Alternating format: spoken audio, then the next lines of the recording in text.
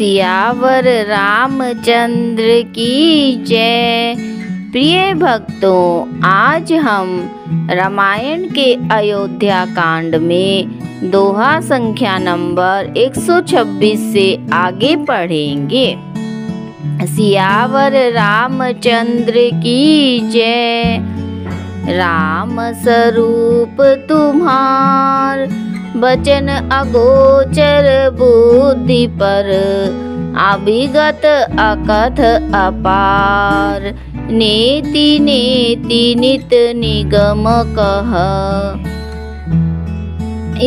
इस सोरठा का अर्थ है, हे राम, आपका स्वरूप वाणी के अगोचर, बुद्धि से परे, अव्यक्त, अकथनीय और अपार है। वेद निरंतर उसका नेति नेति कहकर वर्णन करते हैं। जगु पेखन तुम देख निहारे, विधि हरि शंभु न चाव निहारे, तेउ न जानहि मर्मु तुम्हारा, और तुम्हि को जान निहारा। इन चौपाइयों का अर्थ है, हे राम, जगत दृश्य है, आप उसके देखने वाले हैं। आप ब्रह्मा, विष्णु और शंकर को भी नचाने वाले हैं। जब वे भी आपके मर्म को नहीं जानते, तब और कौन आपको जानने वाला है। सोई जानहि जेहि देहु जनाई, जानत तुम्हि होई जाई, तुम रही कृपा तुम्हि रघुनंदन, जानहि भगत भगत उर चंदन। इन चौपाइयों का अर्थ है, वही आपको जानता है जिसे आप जना देते हैं, और जानते ही वह आपका ही स्वरूप बन जाता है। हे रघुनंदन, हे भक्तों के हृदय के शीतल करने वाले चंदन, आपकी ही कृपा से भक्त आपको जान पाते हैं। चिदानंद में देह तुम्हारी, विगत विकार जान अधिकारी, नर तनु धरेऊँ संत सुर काजा, कहूँ करहूँ जस प्राकृत राजा।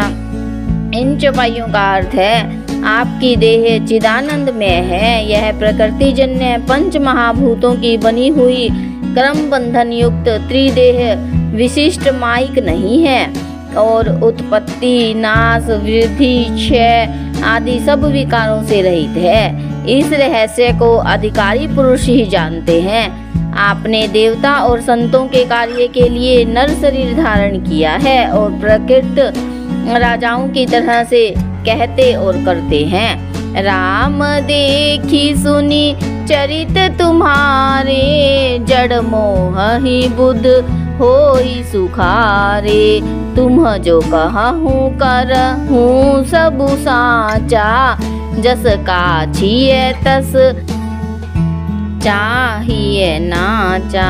इन चौपाइयों का अर्थ है, हे राम, आपके चरित्रों को देखकर और सुनकर मूर्ख लोग तो मोह को प्राप्त होते हैं, और ज्ञानी जन सुखी होते हैं। आप जो कुछ कहते करते हैं वह सब सत्य ही है, क्योंकि जैसा स्वांग भरे वैसा ही नाचना भी तो चाहिए। पूछे हूँ मोही कि रहो कहाँ, मैं पूछत सकुचाऊँ, रामा मैं पूछत सकुचाऊँ, जहाँ न होऊँ तहाँ देहूँ कहीं, तुम्हि देखाओ ठाऊँ। सियावर राम जय जय राम, मेरे प्रभु राम जय जय राम। इसमें वाल्मीकि जी श्री राम जी से कहते हैं कि आप मुझसे पूछ रहे हैं कि मैं कहाँ रहूं, लेकिन मैं ये पूछते हुए सकुचाता हूँ कि मुझे कोई ऐसी जगह बता दीजिए कि जहाँ आप ना हो। इस दोहे का अर्थ है, आपने मुझसे पूछा कि मैं कहाँ रहूं, परंतु मैं यह पूछते सकुचाता हूँ कि आप जहाँ न हो वह स्थान बतला दीजिए, तब मैं आपके रहने के लिए स्थान दिखाऊं। सुनी मुनि बचन प्रेम रस साने, सकुचि राम मन महु मुसुकाने, वाल्मीकि हंसी कहीं बहोरी, वाणी मधुर अमीय रस बोरी। इन चौपाइयों का अर्थ है, मुनि के प्रेम रस से सने हुए वचन सुनकर श्री रामचंद्र जी रहस्य खुल जाने के डर से सकुचाकर मन में मुस्काए। वाल्मीकि जी हंसकर और फिर अमृत रस में डुबोई हुई मीठी वाणी बोले, सुना हूँ राम अब कहाँ निकेता, जहाँ बसहूँ सिय लखन समेता, जिनके श्रवण समुद्र समाना, कथा तुम्हारी सुभग सरी नाना। इन चौपाइयों का अर्थ है, हे राम जी सुनिए, अब मैं वे स्थान बताता हूँ जहाँ आप सीता जी लक्ष्मण जी समेत निवास करिए, जिनके कान समुद्रों की भांति आपकी सुंदर कथा रूपी अनेकों सुंदर नदियों से भरा ही निरंतर हो ही न पूरे, तिन्हके ही तुम कहूँ गुहरू रे, लोचन चातक जिन्ह करी राखे, रही दरस जलधर अभिलाषे। इन चौपाइयों का अर्थ है, सुंदर नदियों से निरंतर भरते रहते हैं परंतु कभी भी पूरे तृप्त नहीं होते, अर्थात जिन भक्तों का मन आपकी कथा से कभी भी नहीं तृप्त होता, सदा उनके कान आपकी कथा सुनना चाहते हैं, उनके हृदय आपके लिए सुंदर घर हैं, और जिन्होंने आपके नेत्रों को चातक बना रखा है, जो आपके दर्शन रूपी मेघ के लिए सदा ललायित रहते हैं। निद रही सरित सिंधु सर भारी, रूप बिंदु जल हो ही सुखारी, तिनके हृदय सदन सुखदायक, बसहूँ बंधु सिय सहर गुनायक।